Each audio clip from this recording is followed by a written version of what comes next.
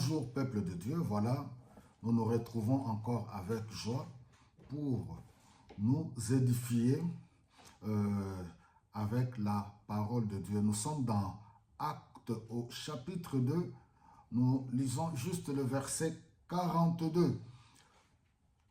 Tous s'appliquaient fidèlement à écouter l'enseignement que donnaient les apôtres, à vivre dans la communion fraternelle, à prendre part au repas commun et à participer aux prières.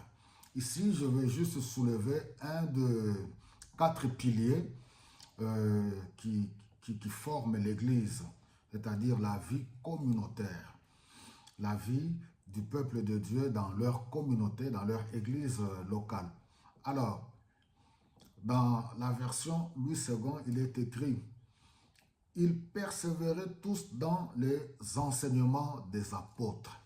Voilà, là nous voyons l'église naissante à Jérusalem. Le Saint-Esprit est descendu et les apôtres, tous les 120 qui étaient dans la chambre haute, ont expérimenté la grâce de Dieu selon la promesse que le Seigneur leur avait faite.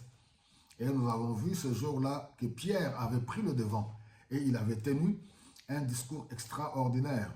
De 120 qu'ils étaient, ils sont arrivés à environ 3000 nouveaux convertis pour former la grande communauté chrétienne naissante, c'est-à-dire ceux qui ont accepté Jésus-Christ dans leur vie comme leur Seigneur et leur Sauveur.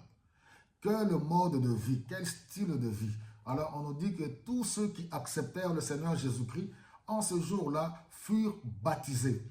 Ils ont connu le baptême d'eau par immersion. Et après, ils devaient rester ensemble. Pourquoi? Quand on vient de naître de nouveau, on a besoin d'être pris en charge pour la croissance spirituelle. Alors, vous allez voir que l'un des problèmes que nous avons dans nos communautés ou dans le christianisme, dans l'Église aujourd'hui, c'est le problème d'enseignement. Quelle sorte d'enseignement prodiguons-nous aux nouveaux convertis, à ceux qui viennent au Seigneur?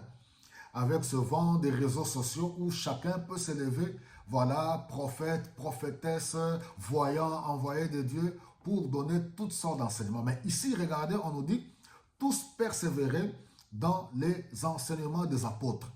Alors, si nous allons plus loin dans Éphésiens au chapitre 2, nous voyons ce que l'apôtre Paul écrit à l'église d'Éphèse. Il dit, dans Éphésiens au chapitre 2, il dit, au verset 20, vous êtes intégrés dans la construction dont les fondements, en d'autres termes, vous êtes édifiés dans vos versions. Vous êtes édifiés dans la construction dont la fondation sont sur les apôtres et les prophètes.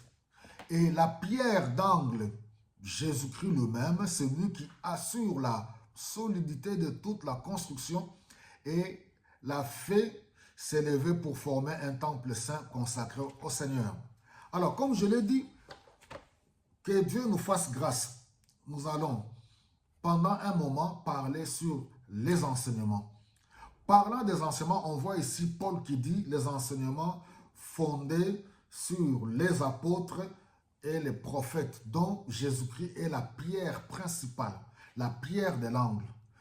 Tout enseignement qui n'a pas fondement pour apôtres, pour les apôtres, pour les prophètes envoyés par Dieu depuis le livre de Genèse, alors qui n'ont pas la pierre angulaire, qui n'ont pas la fondation, la pierre principale pour Jésus-Christ, alors c'est un faux enseignement, ce sont des faux enseignements.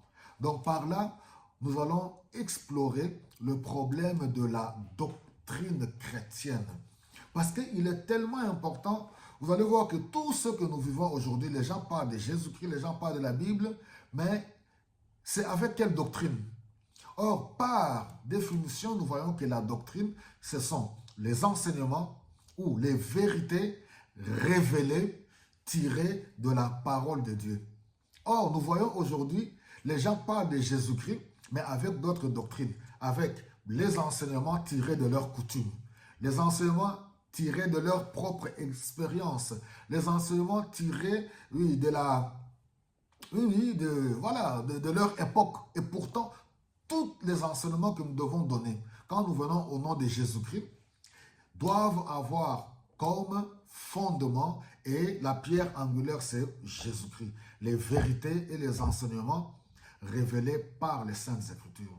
Et c'est pour cela qu'il est très important que tous ceux qui se disent envoyés de Dieu doivent quelque part être équipés convenablement, formés convenablement. On ne se lève pas d'un bon matin parce qu'on a rêvé de pigeons, on a rêvé de moineaux, on a eu un songe et puis on s'autoproclame prophète, prophétesse. Et vous voyez sur les réseaux sociaux, tout le monde dit « Dieu m'a dit ». Les gens mangent leurs cacahuètes, ils mangent, je ne sais pas, des pizzas, ils dorment, ils se réveillent, ils s'autoproclament prophète. Voilà, donc que le Seigneur vous bénisse abondamment. Nous avons une grande mission. L'Église doit être bâtie sur les enseignements, sur la parole de Dieu. Ainsi, nous voyons le peuple de Dieu qui pourra grandir dans la foi. Soyez tous bénis au nom de Jésus-Christ.